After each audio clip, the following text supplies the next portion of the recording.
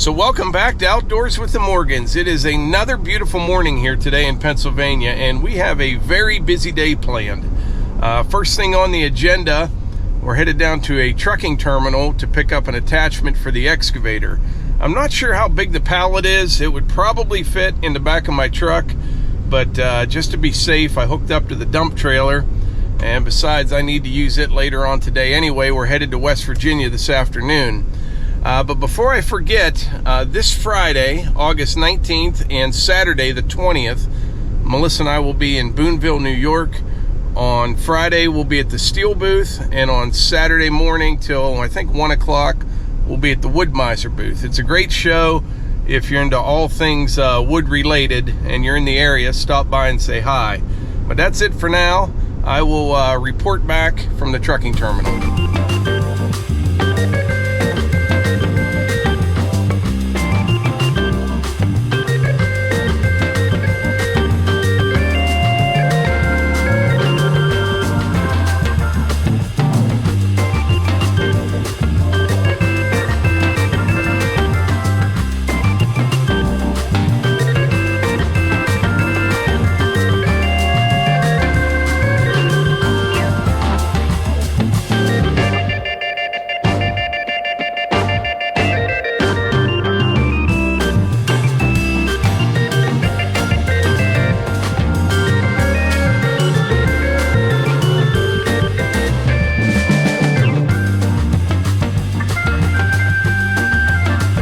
That sign should say, "We are surprised that you arrived safely." I thought that this place was in, like on Neville Island, which is right off the interstate. I didn't punch in the address until I got off the interstate, and here it's in McKees Rocks. This is not a good part of town, to tell you the truth. Actually, I don't know if there is a good part of town. I'm just not into the cities, but McKees Rocks. You don't want to be down here after dark. When you've got razor wire on your Pepsi plant, that's telling you something.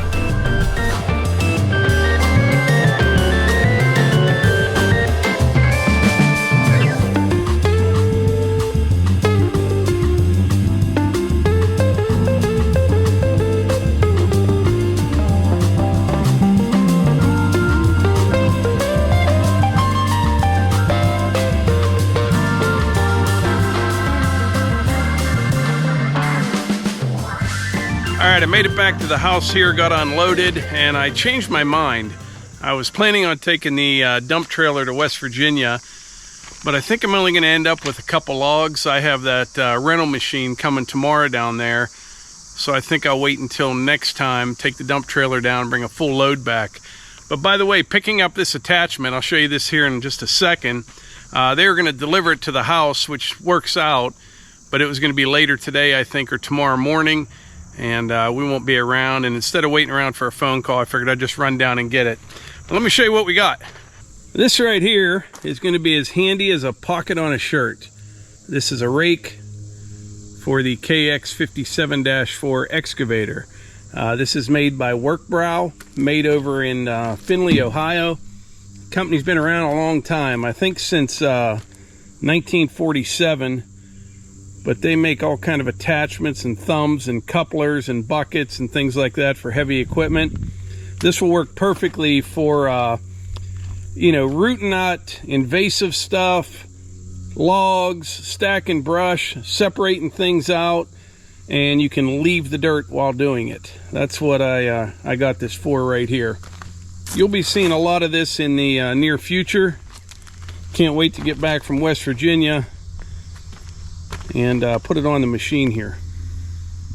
I had been looking for a rake for the excavator for quite some time, and I wasn't really able to come up with what I was looking for. And this past spring I was talking to Neil at Messick's, and he told me about Workbrow, got it all set up. We'll get into all that in another video, but yeah, I can't wait to try it out. So the other day I had a couple videos from West Virginia, and I had a rental machine like this. It was the KX57-5, the newer model. A lot of people are asking about the differences. I'll get a little footage of this machine right here, and when we get down to West Virginia, I can show you some of the differences that I'm aware of. I know one thing on the 57-5. There's more adjustments for the seat, and I think this whole thing moves. You know, you can move the seat and your controls, or just the seat. You can do all kind of different things with it. Another thing on this one, I've got this little step right here, which I kind of like. On the 57-5, this drops straight off. I'm not sure if the cab's wider or what. Took a little getting used to for me, because used to, you know, climbing up on here, stepping on this step, and then going the rest of the way in. But on the 57-5, this drops straight off. It may be because the cab's a little bit wider on the new one. I'm not sure. Work brow. That's a cool name for a company. I'm actually caught up this morning here. We can't leave for a couple hours because Melissa's watching the grandkids right now. So I want to do a little pressure washing up there, and I got to show you something. You know, I have become addicted to the foam cannon, and that is all because of my buddy Adam Fisher. That's the guy I get the IBC totes from. Well, I started using the foam cannon, and he sent me a link to something else. He said, you got to try this, it'll change your life. So check this out. This is what I usually use to clean the concrete. Just a standard 15-degree tip for my pressure washer. My pressure washer is a Steel RB400. I believe this is 2700 PSI. Now check this out. This is a turbo rotary rotating nozzle. Now I've seen these before, never tried one. Last night I tested this out just for a few minutes, and I was pretty impressed. I think it is much faster than this one right here, and I think it will use less water. Not only because it's faster, but I just think it'll use a little bit less water to get the concrete clean. So let's try it out. We'll do a little test here and see. We've got two sections of sidewalk right here. Both of these are the same size. We'll clean one with the 15-degree tip and time it, and the other with the turbo tip.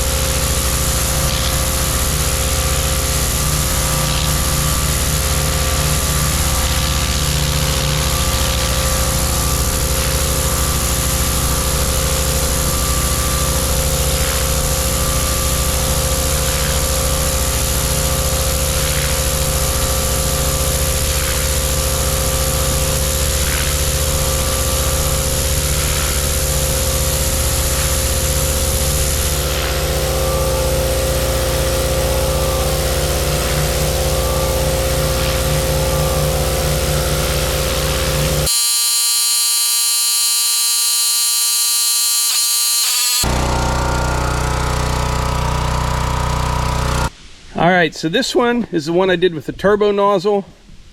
This is the one with the 15-degree tip. Both of them did a good job. That was just a quick one. I do have a few little stripes here and there to take care of. But yeah, the turbo nozzle, definitely much, much faster. This one came in at a minute 36. This one I think was 2:14. I'll put a link in the description. Works really well. Now I can't tell you how long it's going to last because this is only the second time that I've used it, but so far pretty impressed with this. I think it'll also work really well for blowing mud off your tractor, your machines, cleaning your tracks, wheels and tires on your trucks. I think it works really well. Thanks, Adam. All right, last I checked in with you, I was pressure washing at home. We are now in West Virginia. We came down here to the property. I have a rental machine. It may be here tonight. If it is, we may do a little bit of work this evening, but I think it might rain. What do you think, Melissa? It rained a little bit about a half hour ago on the way down, so it might be coming this way. Yeah, we hit some rain on and off. It's getting much darker than it should be for this time of day. Right. Especially you get back in these woods here. It is dark, but we're almost to the property. We'll see what happens when we get here. All right, we're pulling in. Aha, the machine's here already. That's good. What do you think, Melissa? Wow. You can kind of see a driveway here. You weren't down here last week when I was here. No. Yeah, let's go check it out. So we were just looking at this maple tree. Last time I was down here, I was talking about possibly taking that tree out. I got 2 pines right there. But we were looking, we have some room on this side. What do you think? Just go this way and leave these trees for now? Yeah, I think so. You good with that? Yeah. All right. It is it's a sandy soil here. So even when it does rain, it dries pretty quick. And a lot of people were asking in the last video, you know, saying I should get like a forestry mulcher in here. There's really not that much. I got a power brush right there, power brush right here. But the main reason I don't want to try using a forestry mower is what Melissa's standing on right there. A lot of these are... There's a lot of rock in here, and this looks like a fake rock. It is not a fake rock. It's real. It looks, that's just scratched it off, and it looks like it's red in there. Do you see it? Yeah. It is so quiet. Like, this is the quietest I've heard the whole day since I got up this morning. Yeah, looking at it from this side, I have to agree with her. I think we have plenty of width over here. You know, I'm going to pull all this back, dig this stump out, take that one little tree out right there, and I'll leave that white pine. It's kind of up on the bank anyway. I think it'll be good. I know you want to go to dinner, but there's a machine right there. I could probably run it for a little bit, at least get a little something done this evening right here. Okay. All right? Yeah.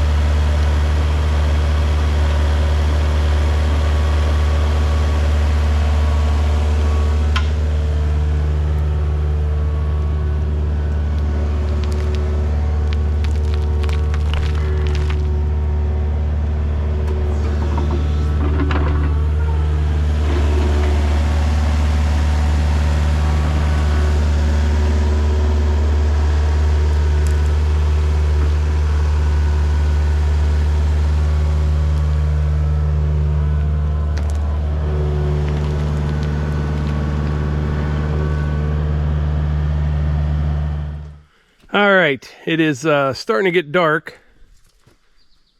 But yeah, I think that'll work out pretty good. We just kind of shifted everything that direction a little bit. Tomorrow morning, I'll keep working in that area down there. I have a hump right in the middle that has to come out. I don't want to come up the driveway and like up over a hump. I want it to be a nice, you know, consistent grade coming up. And then I need to take this big cherry tree down right here.